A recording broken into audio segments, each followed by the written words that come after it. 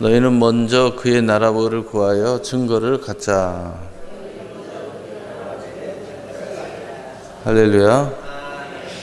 오늘은 이 100배의 결실의 말이 내 말이 되게 하라. 100배의 결실의 말이 내 말이 되게 하라 라는 제목으로 하나님 말씀을 증거하도록 하겠습니다. 이 100배의 결실의 말이 내 말이 되면 놀라운 일이 일어날 수밖에 없습니다. 많은 결실이 100배씩 또는 그 이상씩 우리의 영혼육 삶에 계속 작동을 해야 되는데, 그 작동을 하는 것 가장 중요한 것이 말에 있다는 것입니다. 또 이 말 중에서 가장 중요한 것이 우리가 많은 말들을 듣고 또 말하기도 하고 그리고 따라가기도 하는 거예요. 바로 그 결실의 말들이 내 말이 되게 한다는 것은 내 삶의 호흡이 되고 또 생기 속에서 모든 삶이 되는 말들을 말하는 것입니다.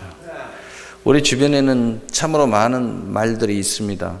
우리 자신도 참으로 많은 말들을 합니다. 그 중에서는 참으로 잘 듣는 것도 있고 참으로 잘 듣지 못하는 것도 있습니다. 또 우리가 말하는 것 중에서도 진심 어린 말도 있는가 하면은 전혀 진심과 상관없는 빈말들도 있습니다. 또 어떤 말들은 말하기도 전에 행동과 함께하는 말들도 있습니다. 내 안에 있는 모든 것들을 다 드러내고 내 인생을 거는 말들도 있습니다. 그러나 우리가 이 100배의 결실의 말이 내 말이 되게 하기 위해서는 먼저 우리가 말의 권세에 대해서 보았으면 좋겠어요. 우리가 들려지는 이 말 중에 두 가지의 권세가 있는데, 첫째는 축복의 말의 권세가 있습니다. 어떤 말이든 듣는 말이든 하는 말에는 반드시 축복이 속해 있는 말이 있고, 그 다음에 두 번째로는 저주에 속해 있는 말이 있습니다. 우리가 하는 말들 중에서도 저주에 속해 있는 말이 있고 축복에 속해 있는 말이 있다는 것입니다.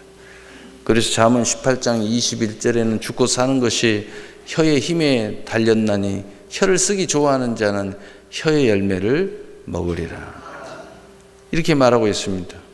다시 말해서 우리가 듣는 말들 중에 이 축복의 말이냐 저주의 말이냐에 우리 인생의 결실이 굉장히 중요하게 달려있는 것을 말씀하고 있는 것입니다. 그래서 눈치가 빠른 사람들은 이제 알겠지만은, 야, 나는 축복의 사람이 또는 축복의 사람의 소원이 있으면은 축복 쪽으로 우리의 길을 기울여야 될 것입니다. 그러나 안타까운 현실 속에 있습니다. 그래서 이런 것들을 먼저 생각하는 사람은 참으로 인생은 공평하지 않다라고 이렇게 이야기하는 사람도 있는데, 사람 중에 천성적으로 축복의 말을 잘하는 사람이 있습니다. 가르치지도 않았는데 천성이 그래요. 또 어떤 사람은 말을 가려서 듣는 것도 천성적으로 축복의 말을 가려서 잘 듣는 사람이 있습니다. 말을 하는 것도 그렇고 듣는 것도 그렇고 행하는 것도 그래요. 그런데 어떤 사람은 천성적으로 태어날 때부터 어찌 그리 나쁜 이야기를 잘하는지 몰라요. 또 어찌 그리 나쁜 말만 잘 골라서 듣는지 몰라요. 물론 그 안에 살펴보면 그것이 자기를 행복을 주는 것도 있겠죠. 그러나 이게 천성적인 것이 있다는 거예요. 그래서 우리는 세상은 공평한 거야 라고 말하지만은 사실은 이것만 생각하면 공평하지 않을 것 같아요. 그러나 여러분, 되게 머리 좋은 사람들이 공부를 잘 안 하고요, 또 되게 머리 안 좋은 사람들이 열심히 공부를 하는 것을 보게 돼요. 또 외모가 뛰어난 사람들은 별로 다른 것에 탁월하지 못한 것을 보게 되고, 또 그렇게 멋진 모습을 갖지 않는 사람들이 모든 면에서 또 탁월한 모습을 보게 돼요. 대개 그런 모습들이 있는 걸 볼 때 우리는 또 그런 이야기를 합니다. 참 신은 인간을 공평하게 만들어 놓으셨다. 그런 이야기들을 또 하게 됩니다. 어쨌든 우리 안에는 천성적으로 100배의 결실을 하는 쪽으로 이렇게 되어 있는 사람이 있는가 하면 천성적으로 저주 쪽으로 이렇게 기울여져 있는 거, 그건 틀림없다. 여러분, 이것을 우리는 현실이라고 해요. 현실. 이걸 알아야 된다. 억울해할 필요도 없고 불공평하다고 말할 필요도 없다. 왜냐하면 우리 모두는 한 마음, 축복을 받고 싶은 마음에 한 마음이니까 그렇다는 거죠. 그러니까 내가 좀 불공평하다 해도 원망하면 뭐 할 거예요? 내가 축복 쪽으로 와야지. 또 나는 축복이야 하고 자랑하면 뭐 할 거예요? 그것도 노력하지 않고 그대로 쓰지 않으면 아무 소용이 없어요. 여러분, 축복의 성향을 가지고 태어났어도 그걸 적극적으로 활용해야 축복의 사람이 되는 거고, 되지 않는 사람도 내가 축복으로 생각을 하고 말하고 행동하고 집중을 하면은 축복의 사람이 되는 것입니다. 아무 생각 없이 살면 빈 사람이 되고 껍데기 같은 인생이 되어버리는 것입니다. 인생이 그래서 정신을 차리고 근신해서 살아야 되는 것입니다. 우리가 말을 들을 때의 자세들을 세 가지로 나누어서 한번 보면, 내 말을 우리는 듣고 있다는 거예요. 그래서 우리는 내가 말하는 것이 중요하다는 겁니다. 내가 생각하는 것이 중요하다는 거예요. 왜? 내 말은 남이 듣고 있는 것 같지만 중요한 것은 내 자신이 듣고 있다는 것입니다. 두 번째로는 남의 말로 듣는 사람이 있다는 거예요. 남의 말로. 무슨 이야기를 하면요, 아이고 오늘 이 설교도 들으면서 그런 이야기를 하는 사람이 있을 거예요. 아유, 저 말은 누구 말이다, 누구 말. 그렇게 듣는 사람이 있어요. 너무 안타깝죠. 또 어떤 사람은 아예 귀를 막는 사람이 있습니다. 그냥 주무셔. 아예 그냥 귀를 막고 아무 생각이 없어. 여러분, 말을 들을 때에 크게 보면은요, 무슨 말이든지 자기 말로 듣는 사람이 있는가 하면, 무슨 말을 듣든지 남의 말로 듣고, 무슨 말을 듣든지 자기하고 소용없다고 생각해서 귀를 막고요, 딱 앉아있어요. 이 조그만 학생들도요, 앉아있는 거 보면 필요 없는 말 말이야. 이렇게 앉아가지고 이렇게 자고 있어요. 오늘 내일 시험 봐야 되는데 이따가 공부해야 되는데. 이런 그 답답한 친구들이 있습니다. 여러분, 100배의 결실의 아주 중요한 조건 중에 하나는, 따라서 봅시다. 내 말로 들어야 된다. 여러분, 축복의 말이든 저주의 말이든 내 말로 듣고 긴장하고 구별하고 그것을 받아들일 거냐 안 받아들일 거냐, 행할 거냐 말 거냐, 생일 거냐 말 거냐, 그것은 그 다음 이야기다 이 말이죠. 그러면 결실이 없는 마음, 우리는 대부분의 사람들이 결실이 있는 것보다는 결실이 없는 사람들이 훨씬 많은 것처럼 느끼는 것이 틀림이 없습니다. 결실이 없는 마음과 그 이유가 어디 있고, 또 그 속에서도 승리하는 사람이 있는데 그 이유는 어디에 있는가? 첫째로 결실이 없는 마음의 유형을 오늘 말씀 속에서 살펴보고자 합니다. 결실이 없게 하는 마음의 유형이 있다는 것입니다. 예수님께서는 오늘 말씀을 통해서 우리에게 분명하고 명확하고 완전히 드러나서 누구든지 들으면 알 수 있게 쉽게 말씀하셨습니다. 첫째는 축복의 말을 빼앗기는 마음이 있다고 말씀하고 있는 것입니다.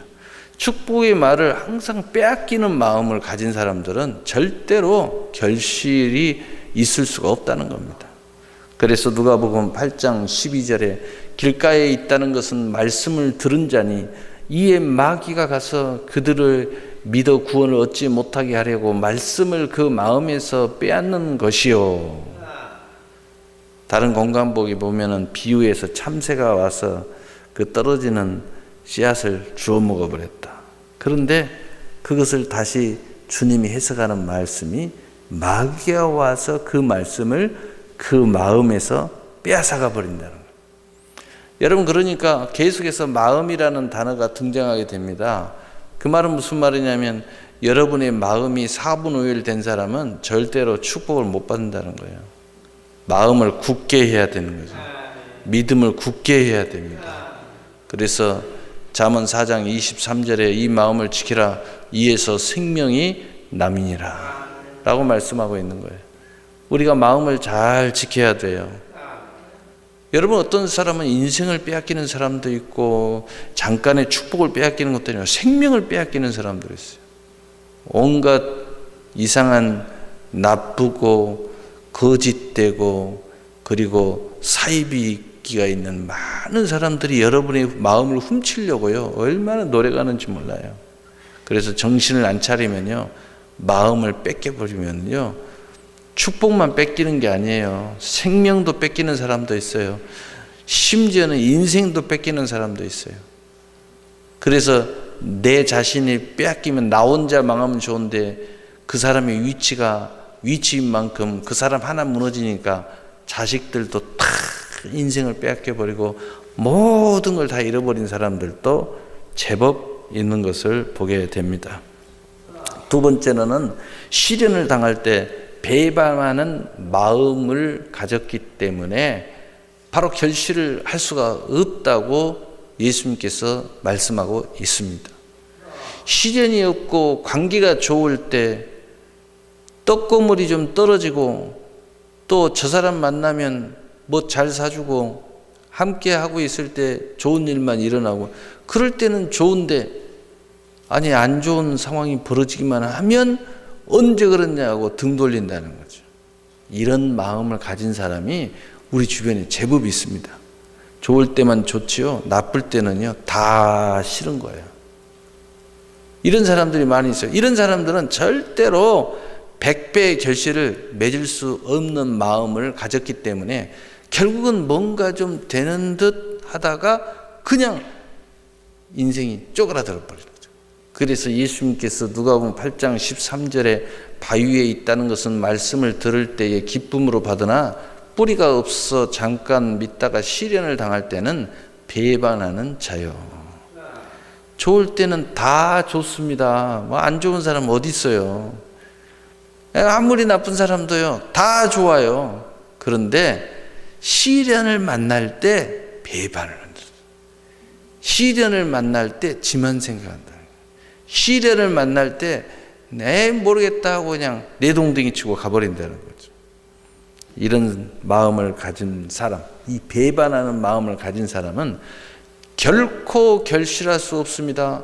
여러분, 결실을 위해서 가장 중요한 것은 동역자가 중요하고 친구가 중요하고 한지체가 중요하고 수많은 나를 도와줄 통로가 중요한데, 이런 배반하는 마음을 누가 지원해 주겠으며 누가 친구가 되어 주겠으며 누가 공급해 주겠습니까? 한두 번 경험하다 보면요, 이런 사람은요 인간성이 인간이 아니다 이런 생각이 드는 거예요. 그래서 결국은 결실을 하는 인생이 될 수가 없습니다. 세 번째로는 이생의 염려와 재물과 향락이 주도하는 마음을 가진 사람은 절대로 100배의 결실을 할 수가 없다는 것입니다. 우리 인생에 다 승리하는 사람 보면요, 승리의 주도권을 가지고 있어요. 주도권이 있어야 돼. 그것을 성취할 수 있는 뭔가가 힘이 있는데 그 힘이 그 사람을 주도했을 때 그걸 성취할 수 있는 거예요. 근데 안 되는 사람이 있으면 결정적일 때, 야 이것 좀 해봐. 그런데 하는 힘이 안 되는 거예요. 좀 하다가 그냥 쑥 떨어져요. 왜 그러는가? 오늘 주님은 이렇게 말합니다. 누가복음 8장 14절에 가시떨기에 떨어졌다는 것은 말씀을 들은 자이나 지내는 중 이생의 염려와 재물과 향락의 기운이 막혀 온전히 결실하지 못하는 자요. 무슨 이야기냐? 이렇게 하면 반드시 결실하게 돼 있어요. 100% 결실하게 돼 있어요. 이 약속만 지키면 저 사람과 관계가 좋아질 수 있어요. 그런데 할 수 있는데 그 마음이 그 할 수 있는 마음을 주도해야 되는데 그 주도권을 꺾어버리는 다른 마음이 있다는 겁니다. 그게 뭐냐? 이생의 염려, 재물, 향락이 그것보다 이 사람에는 이것이 더 주도를 해버리는 거예요. 너 어제 그 중요한 미팅에 왜 안 나왔어? 그러니까 아이고 사장님 죄송합니다. 어제 밤늦게 우리 부부끼리 그냥 술 진탕 먹고 못 일어나 버렸어요. 이런 모습이래요. 아주 중요한 이 미팅이 있어서 아주 이거 사업이 있어서 굉장히 중요한 시간이야. 그런데 밤새 잠을 못 자고 주척이다가 깜빡 잠들었는데 시간을 놓쳤어. 허겁지겁 가보니까 이미 갔어. 아이고 죄송합니다. 제가 좀 이런 마인드를 가지고 이런 모습을 가진 사람하고는 계약 못합니다. 가버렸어요. 밤새 걱정하다가 이 이생의 염려와 이 재물과 향락이 이 사람은 주도권을 어떤 것보다 주도권이 강해. 그러니까 이 성공할 수 있는 거, 열매 맺을 수 있는 거, 관계를 좋게 하는 거, 수많은 축복의 요소의 주도권을 이거 이렇게 하면 되는 줄 알아. 이렇게 하면 된 줄 알아요. 근데 이렇게 하려고 하는데 이것이 더 세, 이 사람한테는. 그래서 요놈을 콱 눌러버리고 이게 주도를 해갖고 망쳐버리는 거예요. 여러분 우리 주변에 도저히 안 되는 인생들은 다 이런 모습들을 갖고 있는 것을 여러분이 보게 될 것입니다. 그래서 우리가 이런 모습들을 가진 사람들은 한마디로 참 게으르다. 여러분 게으름이 문제다 말이야. 그리고 약속을 안 지켜. 그 다음에 그렇게 정직하지를 못해. 이런 모습들이 우리를 실망시키는 거예요. 우리만 실망시키겠습니까? 되는 것에도 실망시키고 되게 하는 모든 통로도 실망시키고 나를 도와주고 나를 축복하는 사람들도 끊임없이 실망시키고 그러니 결국은 모든 줄 다 끊어지고 모든 통로 다 막히고 심지어는 하나님도 아이고 힘들다. 그러니 어려운 겁니다. 그렇다면 바로 이런 마음들은 결코 결실할 수가 없는데 이 결실이 없는 이 마음의 이유가 도대체 뭘까? 왜 이런 마음들이 이분들은 주도를 해서 이럴 수밖에 없을까? 그 이유도 예수님이 말씀하셨어요. 첫째는 마귀가 그것을 다 승리하고 주도할 수 있는데 그 마귀가 주도할 수 있는 가장 핵심 키포인트 이런 마음을 가졌어도 승리할 수 있는 걸 우리에게 하나님이 주셨는데 마치 모세의 지팡이처럼 주셨는데 그게 바로 하나님의 말씀 언약이에요. 축복의 말씀을 딱 주셨는데 그걸 마귀가 와서 슬쩍 가져가 버리는 거예요. 마치 여러분이 운전을 해 가야 되는데 운전을 할 수 없도록 뭐 하나를 슬쩍 빼가지고 가버린 겁니다. 그러니까 아무리 키를 누르고 엑셀을 밟아도 차가 안 움직이는 거예요. 마귀가 말씀을 빼앗아가 버렸다. 그래서 누가복음 8장 12절에 길가에 있다는 것은 말씀을 들은 자니 이에 마귀가 가서 그들이 믿어 구원을 얻지 못하게 하려고 그 말씀을 그 마음에서 빼앗기는 것이요. 여러분 말씀 붙잡으시길 바랍니다. 우리 100배의 결실을 하게 하시려고 하나님이요 특별히 우리에게 말씀을 주셨어요. 그 언약의 말씀을 주야로 묵상하고 잘 지켜야 될 줄로 압니다. 두 번째로는 뿌리가 없다는 겁니다. 뿌리가 없어서 이런 사람들이 그것을 극복하려고 할 때 어렵다는 거예요. 안 된다는 겁니다. 이런 마음을 갖는 것도 어려운데 정말 더 기가 막힌 것은 뿌리가 없다는 거예요. 누가복음 8장 13절에 바위에 있다는 것은 말씀을 들을 때 기쁨으로 받으나 뿌리가 없어 잠시 믿다가 시련을 당할 때에 배반하는 자요. 뿌리가 없다는 것은 무엇입니까? 이 사람들은 외식에 능통합니다. 보여주는 것에 능통합니다. 꽃을 꽂고자 하면 뿌리 없이 이렇게 꽂고지만 하는 거예요. 그래서 인생이 안 되는 겁니다. 근본과 근원과 진심과 이런 데 관심이 없고 보여주는 것에 입에 발리는 일은 반지를 하는 이런 것에 일생을 삼는다는 거예요. 이게 뿌리가 없어요. 무엇을 해도 뿌리가 없어. 근본이 없어. 그러니까 시련을 당하면은 배반할 수밖에 없어. 그럼 뿌리를 깊이 뻗어야 되는데 뿌리가 없기 때문이에요. 그래서 이런 사람들은 무엇을 하든지 사람들 앞에 외식하는 모습만 가지고 있는 거예요. 그것이 최고인 줄 아는 거예요. 그래서 이런 사람들은요, 당장 보이는 거 없으면 다 배반하게 되어 있는 거예요. 왜? 자기가 보이는 것만 추구하는 사람이니까. 그래서 이 뿌리가 없는 인생은요, 여러분을 항상 배반할 것을 알고 있어야 돼요. 다 보여지는 것만 쫓아다니고요, 보이는 것만 내놓으라고요. 당장 눈앞에만 쳐다보고요, 멀리는 하나님 약속을 보지 않고요, 늘 당장의 문제만 생각하는 이런 사람들은요, 늘 등을 돌리는 가능성이 많다. 그럴 수밖에 없는 이유가 뿌리가 없다는 겁니다. 뿌리가. 그래서 이런 사람들 말을 가만히 들으면요, 근본의 말을 안 해요. 근원의 말을 안 해요. 당장 보여지는 것 중에 내게 안 주면 안 준 거야. 당장 이렇게 아름답게 꽃이 안 피면은 필요 없어. 그러나 근본이 뿌리가 있다는 것은 뭐냐? 이 국화가 지금은 다 말라 삐뚤어져 있는 것 같지만 그 국화는 그 뿌리가 살아 있으면 다 나오잖아요. 그걸 볼 줄 알아야 되는데 이 사람들은 그걸 못 봐요. 그러니까 이런 국화에 있으면 버려요. 그런데 뿌리가 있는 사람은 안 버립니다. 놔둡니다. 그러면 이제 때가 거의 가까웠죠? 국화 피는 시기가 지금 이제 피기 시작하나요? 네. 그 다 죽었던 것 같은 그 국화의 그 마른 모퉁이에서, 밑퉁이에서 국화가 피어오르기 시작하는 거예요. 이걸 볼 줄 알고, 이걸 기다릴 줄 알고, 이렇게 되는 것은 당연하다고 생각하는 그런 근원적인 생각으로 살아가는 사람은 뿌리가 있는 사람들이죠.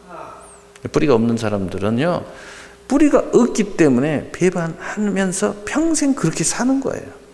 그래 놓고는 또 이렇게 배반해가고 저리 가더니 열매가 있어. 그럼 또 다가와요. 열매가 있으니까 또 다가와. 그러다가 또 없으면 또 가. 야, 이런 사람들은요, 한두 번이지 그것도 언제까지 누가 그 사람들을 용납해 주겠어요. 세 번째로는 기운이 막혔기 때문에 그럴 수밖에 없는 마음을 가졌다는 거예요. 기운이 막혀 있다 이 말이에요. 기운이. 여러분, 기운이 근본적으로 막혀 있는 사람들은 힘을 쓰고 싶어도 쓸 수가 없어요. 쓸 수가 없어. 매연 많이 나온다고요. 차 그 엑셀터 밟아도 이걸 많이 뿌려 엔진 안에서 그걸 뿌려줘야 되는데 그걸 확 줄여놔 버리잖아요. 그러면 확 밟아도요, 차가 힘이 없어. 그러면은 정비소에 가서 그걸 노즐을 이렇게 해서 많이 뿌리도록 이렇게 열어줘요. 그럼 매연은 좀 나오지만 힘이 확 세지죠. 이런 그 기운이 막혀 있으면요, 힘을 못 쓰는 거예요. 힘을 못 써. 그래서 이기지를 못하는 겁니다. 왜 세상의 염려와 재물과 향락이 이 사람을 주도할 수밖에 없느냐? 이것을 절제할 수 있고, 그리고 내가 지금 중요한 일을 할 때는 이걸 절제하고, 그리고 이 주도권을 가지고 가야 되는데 이 주도권을 가지고 있는 기운이 막혀 있어가지고 이걸 꺾을 수 있는 힘이 없다는 거야. 그 기운이 없다는 거예요. 여러분, 우리 영적으로 이 기운을 하나님으로부터 받을 사람들은 늘 주야로 말씀을 묵상하고 늘 근신하여 깨어 기도하고 계속 기도하고 힘써 기도하고 쉬지 말고 기도하는 모습들은 이 하나님 앞에 이 기운을 받기 위해서 하는 거예요. 어떤 일이 있어도 그것을 이기고 나갈 수 있는 성령의 주도권을 빼앗기지 않으려고 계속 가는 겁니다. 약속의 주도권을 빼앗기지 않고 가려고 몸부림치는 거예요. 그런데 이게 없는 사람들은요, 이 기운이 막혀 있기 때문에 힘을 못 써요. 머리로는 다 알아요. 기도하면 한다는 것도 다 알고, 다 뭐 한다는 거, 이렇게 하면 다 된다는 걸 알아요. 근데 결국은 뭐예요? 기운이 없으니까 풀썩 주저앉으면서 하는 말이, 아이고, 내 것은 아닌가 봐. 나는 이런 그릇이 못된가 봐. 이것은 내 기업이 아닌가 봐. 풀썩 주저앉아서 하는 말이, 한다는 소리가 그따위 소리만 하고 앉아 있는 거예요. 기운이 막혀 있어요. 힘이 없어. 여러분, 어떤 분이 하체가 약해요. 누누이 이야기했어요. 헬스장에 가서 하체를 튼튼하게 하라고. 그런데 어느 날 하나님께서 기업을 주셨어요. 근데 그 기업이 하루에 5시간 정도는 서 있어야 돼요. 조금 한 일주일 해보더니 하는 이야기가, 내 기업이 아닌가 봐요. 왜요? 아이고, 저는 하루에 그냥 1시간도 서 있지를 못하는데 그냥 5시간 정도는 서서 일해야 되는데 이건 도저히 감당할 수가 없어요. 정말 그런가요? 진작에 헬스 다녔으면 충분히 감당할 수 있었던 거죠.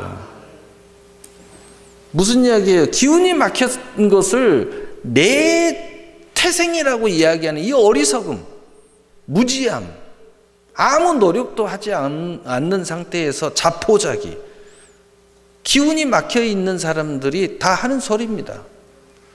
그럴싸한 핑계와 모든 것들은 다 이야기합니다. 자기 처지를 아주 기가 막히게 이야기해요. 그것만 이야기하면 맞아요. 근데 그 뒤에 좀 앞서는 사람, 좀 깨어있는 사람은, 왜 이렇게 계속 살았어? 왜 이렇게밖에 못 살았어?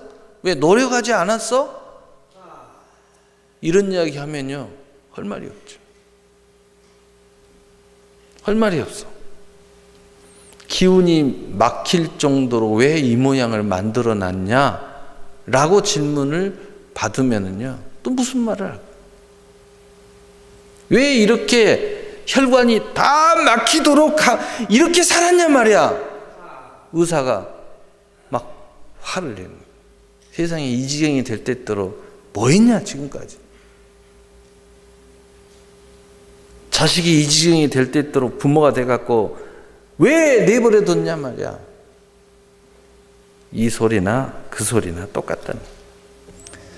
자, 그렇다면 결실이 없는 마음, 그리고 그럴 수밖에 없는 이유를 우리는 예수님의 말씀을 통해서 들어봤는데, 그럼에도 불구하고 승리할 수 있는 비결도 우리는 생각해 볼 수 있습니다.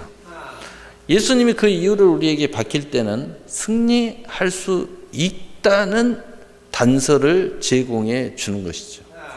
우리가 병원에 가면은, 어디가 아프면은 온갖 조사를 다 합니다. 왜냐하면 이 병이 어디서 왔냐, 이 원인을 찾아야 되기 때문에.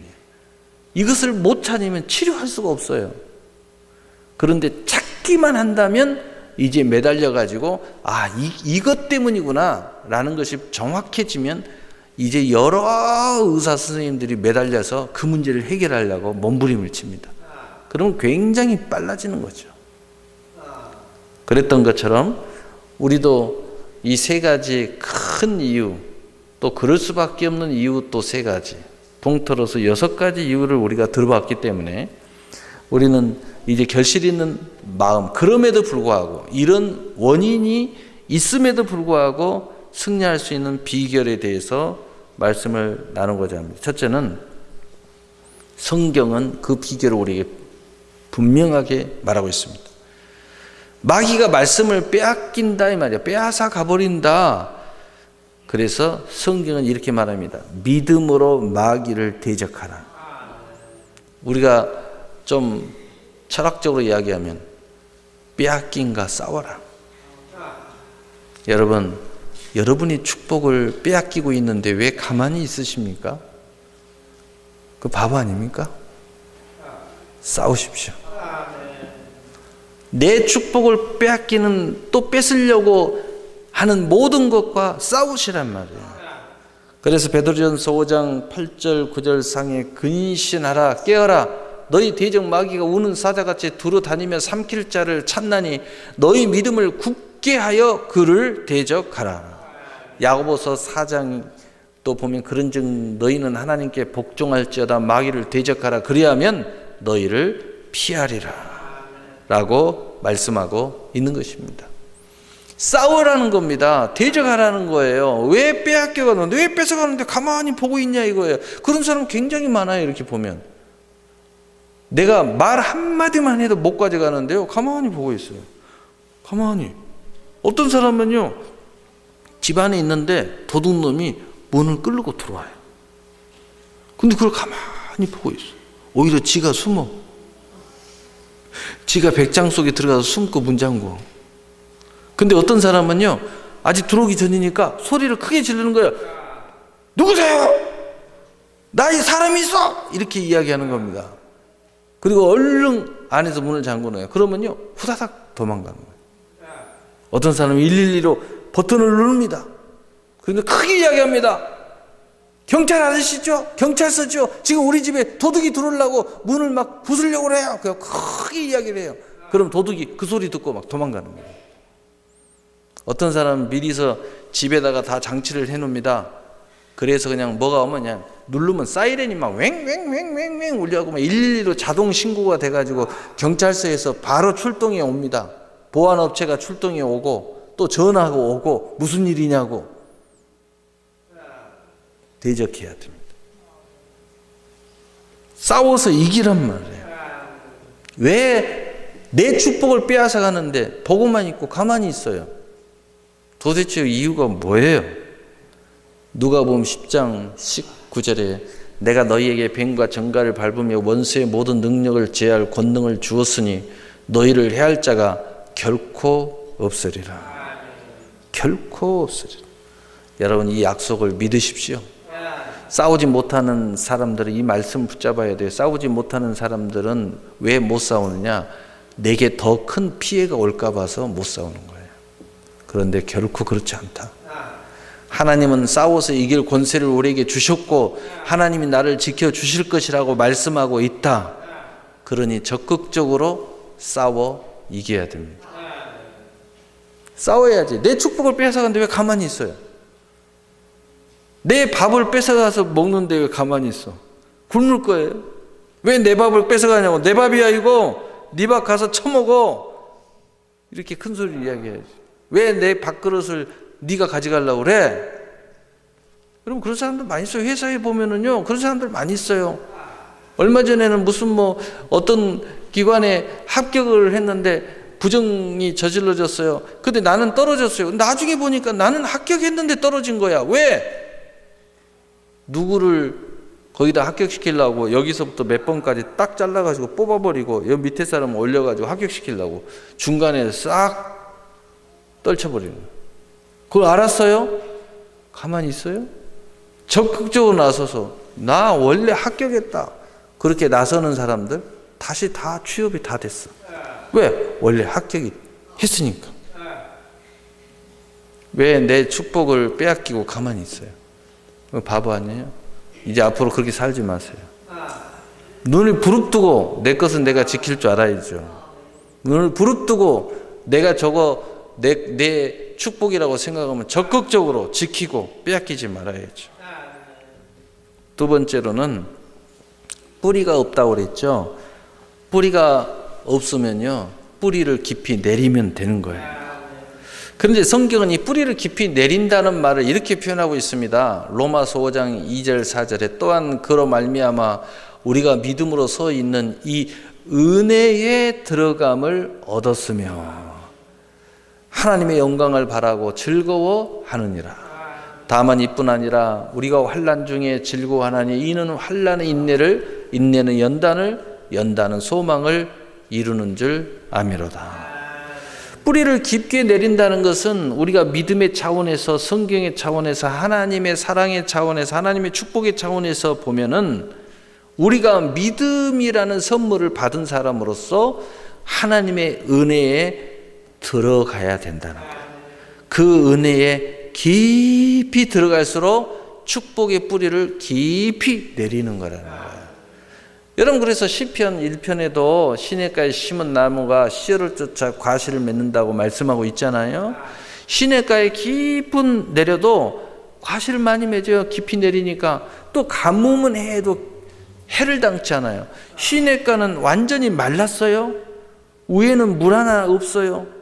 바닥이 쫙쫙 갈라져요. 근데 깊이 뿌리를 내리는 사람은, 여러분, 시냇가 물이 흐르는 그 밑에는요 지하수가 또 흘러요. 그런데 깊이 내려져 있기 때문에 절대로 가뭄은 해도 해를 당치 않는다는 거죠. 얼마나 놀랍습니까?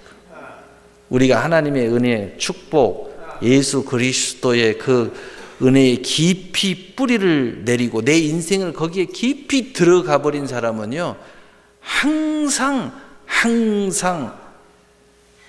놀라운 하나님의 풍성함이 있게 되는 것입니다.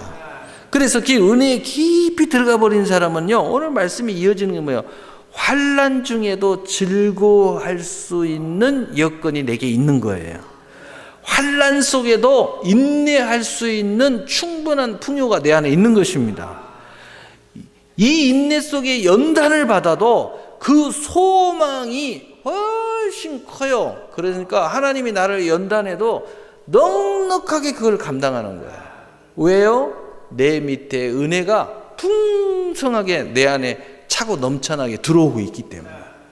그래서 환난의 인내는 연단은 소망을 이루는 줄 압니다 라고 말씀하고 있는 거예요.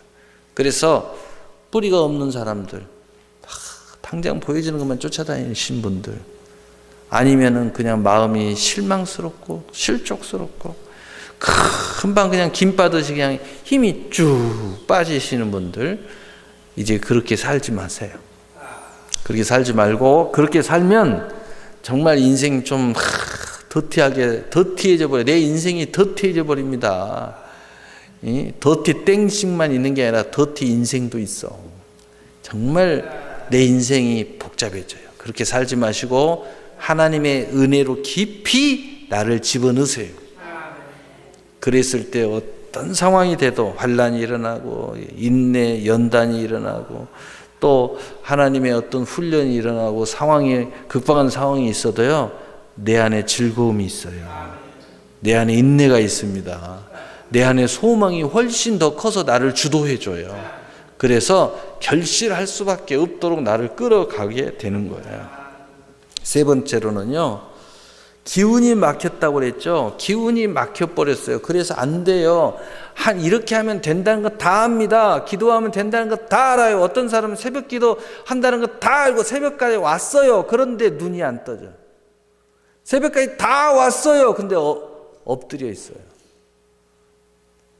나는 그 모습을 보고 화가 나는 것이 아니라 저는요 너무 안타까워요. 왜냐? 저 두 가지를 생각해 봐요. 그런 모습을 볼 때마다 저걸 알까? 이렇게 하고 가는 것을 오히려 분노하면서 갈까? 안타까워하면서 갈까? 짜증을 내면서 갈까? 그런데 그 근본이 억지로 나왔기 때문에 짜증을 내는 것과 아니면 여기까지 와서 기도를 못하고 가니까 화를 낼까? 그 내용이 나는 너무 안타까워요. 우리가 기도를 늘 열심히 하는 사람들은 기도를 못하면요 너무 분노하죠. 화가 나고. 그런데 기도를 해야 되는 긍정적인 측면에서 그 축복을 내 축복인데 내 축복을 내가 지키고 내 축복을 마땅히 내가 챙겨가야 되는데 챙기지 못한 것에 대해서 분노하는 거잖아요. 근데 어떤 사람은 똑같이 분노하는데 억지로 기도하라고 그랬다고 억지로 와서 앉아서 분노하고 가는 사람이 있어요. 이게 너무 엉터리 인생이. 여러분, 이 기운이 막혔다 이 말이죠. 그런데 어떻게 해요? 여러분, 기운이 막혔으면 통로를 열으면 돼요. 동맥경화가 왔어요. 뚫어야죠. 요즘은 그 뚫는 기계도 나왔대요. 동맥경화 이런 데 뚫는 기계도 나왔는데 그 기계가 뭐 서울대에 있다고 그러죠. 그래서 그 기계를 넣어가지고 그것을 넣었다가 들어오면요, 그걸 다 미세하게 갈아서 그 혈관 안에 있는 딱딱한 그 결석까지도 그냥 다 갈아가지고 빼버린다는 거예요. 야, 그 뭐 얼마나 대단한 기계가 나왔어요. 뭐 그렇게 해서라도 하면 좋지만 그거 안 되더라도 그 혈관 안에 있는 찌꺼기를 녹이는 약이라도 좀 먹고, 은행잎이라도 좀 드시고, 오메가3, 오메가7 뭐 여러 가지 있잖아요. 그런 것도 좀 드시고, 그래서 좀 이렇게 좀 열어놔야지. 그 기운이 막혀 있는데 열어야 될 거 아닙니까? 그러면 우리가 영적으로는 뭘 열어야 돼요? 몸은 그렇게 해서 여는데, 이 혈관 동맥경화는 그렇게 해서 여는데, 그러면 어떻게 여냐 이 말이에요. 인생은 요한일서 2장 17절에 해답이 있습니다. 이 세상도 그 정욕도 지나가되 오직 하나님의 뜻을 행하는 자는 영원히 거하느니라. 여러분, 하나님의 뜻을 행하라는 것입니다. 그러면은요, 여러분이 이 기운이 막혀가지고 기운이 주도를 안 하는데, 주도권이 늘 빼앗겨 버리는데, 하나님의 뜻을 늘 행하고 먼저 구하면요, 그 기운이 모든 이생의 자랑, 그 다음에 물질, 또 이 재리의 염려, 이런 것들을 다 극복해서 하나님의 약속의 열매 쪽으로 우리를 끌고 간다는 겁니다. 충분히 그 기운을 극복하고 주도할 수 있는 힘이 생긴다는 거예요. 얼마나 놀랍습니까? 여러분이 이 말씀이 또 부족하다면은 하나님의 뜻에서 성경 찾기에도 치면 쭈루루룩 나와요. 하나님의 뜻을 행하는 자는 내가 저를 사랑할 것이요, 하나님의 뜻을 먼저 구하는 자는 내가 여기 있다 할 것이고, 하나님의 뜻을 먼저 구하는 자는 내가 모든 것을 공급할 것이고. 무슨 이야기예요? 그 기운을 하나님이 계속 공급해서 모든 것을 극복하게끔 하나님이 만들어 주신다는 거예요. 자, 그러면 이제 네 번째 마지막으로 100배의 결실하는 오리지널 마음은 무엇인가? 우리가 세 가지는 안 될 수밖에 없는 유형, 안 되는 이유, 그렇지만 그 속에서도 승리하는 방법에 대해서 말씀을 나눴습니다. 그러나 이런 것 저런 거 없이 그냥 태생 자체든 아니면은 무조건 결실할 수밖에 없는 오리지널 결실의 마음은 어떤 마음인가? 오늘 누가복음 8장 8절 15절에 예수님이 말씀하고 있습니다. 간단하게, 지금까지 복잡한 말을 많이 했지만 간단하게 이 마음 가지면 무조건 결실한다. 더러는 좋은 땅에 떨어짐에 나서 100배의 결실을 하였느니라. 이 말씀을 하시고 외침에 들을 귀 있는 자는 들을지어다. 좋은 땅에 있다는 것은 착하고 좋은 마음으로, 따라서 합시다. 착하고 좋은 마음으로 말씀을 듣고 지키어 인내로 결실하는 자니라. 여러분, 이 마음을 가지면요, 무조건 100배 결실한다는 겁니다. 무조건 결실하는 마음으로 거두는 역사가 일어난다는 거예요. 여러분, 우리 주변에 세상적인 기준을 놓고 보다 승리하는 사람들을 보세요. 다 뭔가를 붙잡고 그것을 몸부림치고 인내하고 마지막까지 그것을 성취하는 모습을 가지고 있잖아요. 그래서 오늘 예수님께서 착하고 좋은 마음을 가져라 이 말이에요. 그 마음이 어떤 마음이요? 말씀을 들을 때 인내를 가지고 지켜서 결실하는 마음이라는 거예요. 그래서 바로 첫째로 착하고 좋은 마음을 가져라. 착하고 좋은 마음을 한마디로 말하면 말씀을 내 말로 듣는 사람. 여러분, 어떤 말씀을 들어도 내 말로 좀 들으세요. 저 말이다 이 말이다 나하고 상관이 없다, 왜 저런 말을 나한테 하냐, 기분 나쁘게, 나는 이 말은 나에게 마음에 안 드니까 그냥 넘겨버리자, 나는 좋은 말, 내 마음에 듣는 말, 나는 축복의 말만 들어야 되겠다, 그러지 말고요, 어떤 하나님의 말씀이 오든 내 말로 들으세요. 그게 착하고 좋은 마음입니다. 그래서 요한복음 15장 5절 7절에 나는 포도나무에 너희는 가지라. 그가 내 안에 내가 그 안에 거하면 사람이 열매를 많이 맺나니 너희가 내 안에 거하고 내 말이 너희 안에 거하면 무엇이든지 원하는 대로 구하라. 그리하면 이루리라. 내가 고르는 게 아니고요, 주님의 말은 다 내 말로 담는 거예요. 그래야 그게 바로 착하고 좋은 마음이고 그 마음은 그냥 100배야 100배 결실이야. 그냥 결실이 있는 마음을 갖게 된다는 겁니다. 두 번째로는 무슨 마음이라고 했어요? 듣고 지키어 인내하는 마음이라는 겁니다. 듣고 지키어 인내하는 마음이다. 여러분 하나님의 말씀을 내 말로 들었으면 이제 그것을 지키고 인내하는 마음. 지키고 인내하는 마음. 제가 언젠가 그런 간증을 한번 했을 거예요. 강주에 있는 그 안디옥 교회 집사님인데 그분은 아마 전국에서 중고 가구 뭐 이런 걸 최초로 한 걸로 제가 알고 있는데 그 하나님 앞에 그 사람이 어떻게 해서 축복을 받았습니까?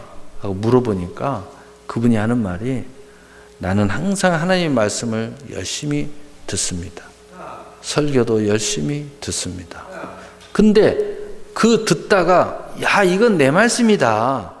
감동이 오는 말씀은 즉시 행한다는 거예요. 적용해 봅니다. 절대 나중에 하겠다, 뭐 언젠가는 되겠지 이런 거 없습니다. 저는 그냥 그대로 해버립니다. 그대로. 어느 날 은혜 받으려면은 항상 앞자리에 앉아라, 일찍 나와라 이런 말씀이 자기한테 딱 다 왔대요. 그 뒤부터 저는요 항상 예배 뭐 여유 있으면 1시간 전, 아무리 여유가 없어도 30분 전에는 항상 와서 앞쪽에 앉습니다.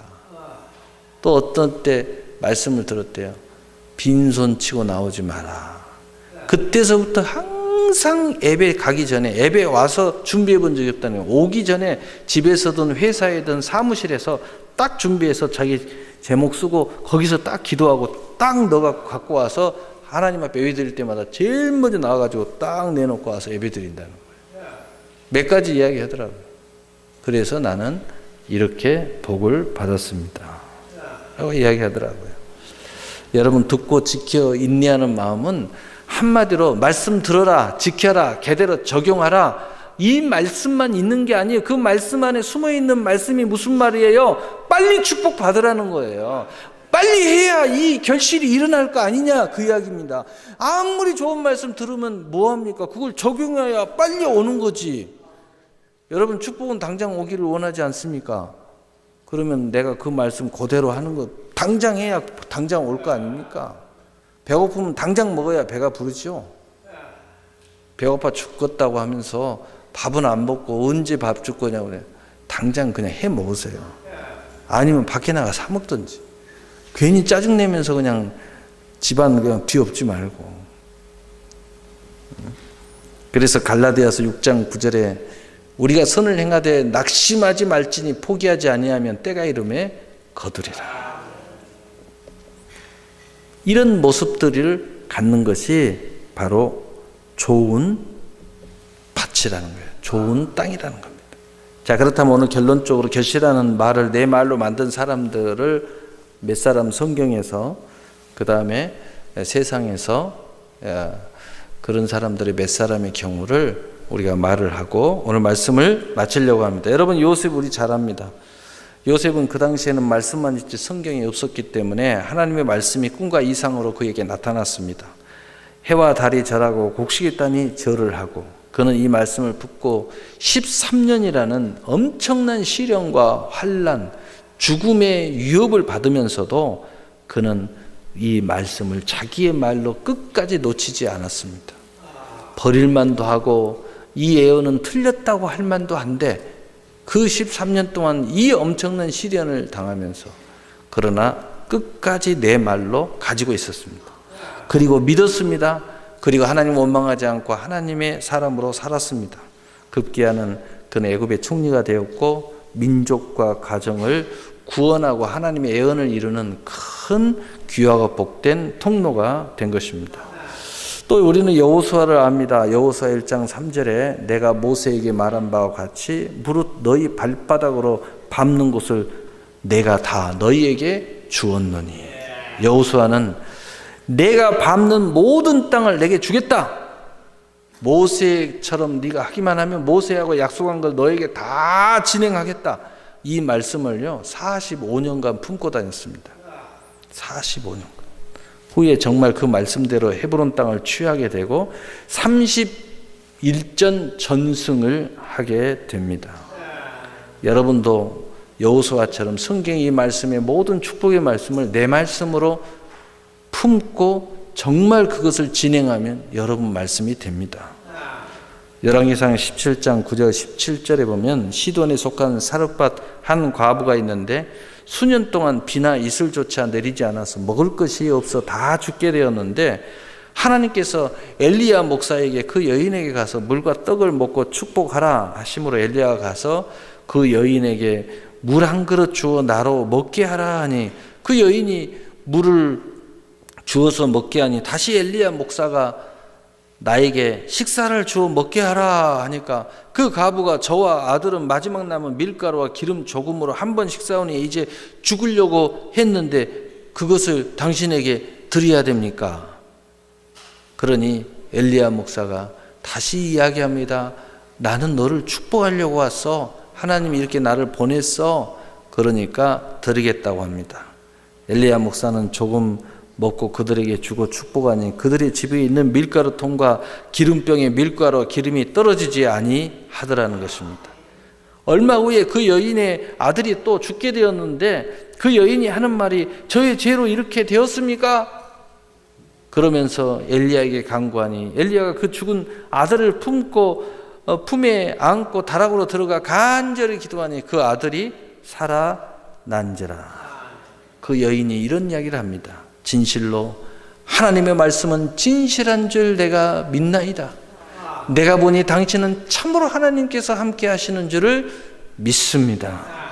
라고 고백합니다.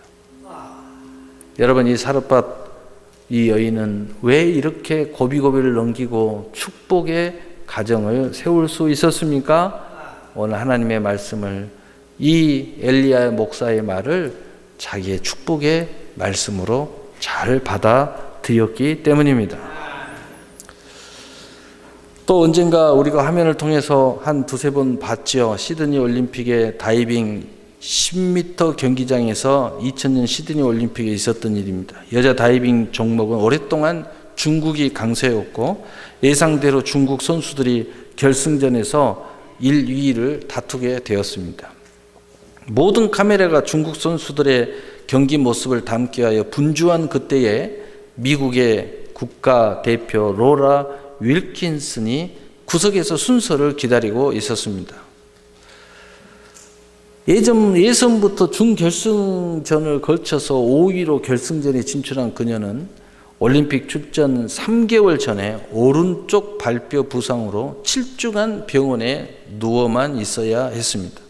그런 그녀였기 때문에 그녀에게 기대를 거는 사람은 아무도 없었고 올림픽 출전과 결승전 진출 자체만으로도 그녀에게는 축복이 되었고 많은 사람들의 격려가 넘쳐났다고 합니다. 그래서인지 그녀는 꼴찌였지만 미소를 잃지 않았고 여유로웠다고 합니다. 총 5차전까지 치르는 10m 플랫폼 결승전에서 로라 윌킨슨은 1차전, 2차전 모두 5위에 그쳤고 선수와는 60점 이상 차이가 난 상황이었습니다. 결승전 3차전이 되었습니다. 다이빙 때 서서 도약 직전까지 계속 무언가를 중얼거리고 있었습니다. 그때 아나운서들이 그것을 잡고 지금 저 선수는 무슨 이야기를 하는 걸까요? 계속 중얼거리니까 그러면서 자기들의 축축성 발언을 하기 시작했습니다. 그녀는 놀라운 일이 일어났으며 최고의 점수를 얻었고 순식간에 선두와 격차를 줄이는 대반전이 시작되었습니다. 결승전 4차전에 다시 최고점을 얻은 그녀로 인하여 모든 취재진과 관중들은 술렁이기 시작했습니다. 잇따른 중국 선수의 실수로 4차전에서 노라는 1위로 올라섰습니다. 마지막 5차전 자신의 최고 난이도 기술을 선보일 차례였습니다. 이번에도 다이빙에 서서 도약 직전에 계속 뭔가를 중얼거리고 있었습니다. 그녀는 완벽하게 최고의 난이도의 기술을 성공했고 드디어 금메달이 확정되었습니다. 기적과 같은 대역전의 비결을 묻는 취재진에게 그녀는 이렇게 대답했습니다. 저에게 능력 주시는 그분이 이 일을 하셨습니다. 자신에게 능력 주시는 그분을 믿고 의지하고 붙잡았던 믿음의 사람 로라, 그녀를 통해서 36년 만에 미국은 다이빙 여자 10m 플랫폼 종목에서 금메달을 목에 걸었습니다. 미국이라는 대나라도 36년 만에 이때가 최초였다고 그래요. 그 후에 그녀는 아테네 올림픽 세계 선수권 대회에서도 계속 금메달 행진을 이어갔습니다. 그녀가 다이빙 대 위에서 중얼거리는 것은 무엇이었을까요? 바로 그것은 빌립보 4장 13절의 말씀이었다고 그 로라 위키스는 고백했습니다. 내게 능력 주인 자 안에서 내가 모든 것을 할 수 있느니라. 이 말씀을 계속 고백하면서 그 경기를 치렀다고 합니다. 올림픽 직전 7주간 병원에 누워있을 때 좌절과 실망과 원망으로 올림픽을 포기하려고 했던 그녀에게 주님은 이 말씀을 그에게 다가오셔서 하셨다고 합니다. 그리고 그분이 마치 이 말씀을 자기에게 말한 것처럼 느껴졌고, 그리고 예수님이 그의 등을 뚝뚝 두드리면서 응원하신 것을 느꼈다고 합니다. 노라는 이 말씀을 붙잡고 바로 승리의 미소를 지을 수가 있었습니다. 우리 교회도 너무 간증이 많고 또 멋진 하나님의 역사가 많기 때문에 모두 다 서로가 알지만, 우리 교회 특별히 김모모 학생은 과거에 늘 얼굴이 근심 걱정으로 가득 차. 내가 봐도 무슨 마귀가 씌었나, 이렇게 얼굴이 까만가, 이렇게 할 정도였습니다. 그의 어머니도 걱정이 가득 찼습니다. 그러면서 하는 말이 나는 못 먹고 사냐고 말이에요. 그러던 어느 날 저하고 상담 중에 자기의 그 고백을 하고 나는 못 먹고 사냐고 나한테 물어봤습니다. 그랬냐? 진작에 물어보지 그랬냐? 그래서 달란트에 대해서 제가 이야기를 해주고 이 말을 놀랍게도 자신의 말로 즉각 수용을 했습니다. 마치 마른 스펀지가 물을 흡수한 것처럼 흡수하는 것이 느껴졌어요. 그 순간에 얼굴이 밝아지고 눈에 빛이 나고 갑자기 어깨에 힘이 들어가기 시작했습니다. 그 뒤부터 얼마나 당당하게 살아가는지, 그 가운데 그 마음은 평온해졌고 그뿐 아니라 아주 강하고 담대해지고 또 그런 하나님의 은혜 속에서 자신을 새롭게 해 가기 때문에 얼마나 봉사도 잘하고 섬김도 잘 실천하고, 교회 왔어요. 끝나고. 근데 내가 전화를 합니다. 얼마나 짜증나겠어요. 교회 이미 도착했는데 내가 전화합니다. 센터로 다시 와라. 네! 다시 옵니다. 휴지 좀 버리고 가라. 얼마나 짜증날 이야기입니까? 네! 갑니다. 저도 다 알아요. 일부러 불러요. 왜? 영으로는요, 이게 항상 우리를 깨이게 만들어줘요. 육으로 생각하면요, 열받을 이야기입니다. 아니, 거기, 나 이미 여기까지 왔는데 왜 또 나를 불러가지고. 근데 다 그렇게 하지 않습니다. 그럴 만한 사람한테 그렇게 하는 거죠. 지금도 계속해서 좋은 마음으로 인내하고 잘하고 있으니까 이렇게 계속 이런 모습을 가지면 내일의 사람은 참으로 스토리 빌딩을 잘 세우게 될 줄로 믿습니다. 사랑하는 성도 여러분, 오늘 말씀의 결론을 이제 마치겠습니다. 좋은 마음으로 축복의 말씀을 내 말로 아멘하고 잘 지켜 인내하면 때의 기쁨의 단을 거두게 될 줄로 믿습니다. 여러분, 이 말씀이 되시기를 예수님의 이름으로 축복합니다. 사랑의 하나님 아버지 감사합니다. 100배의 결실의 말이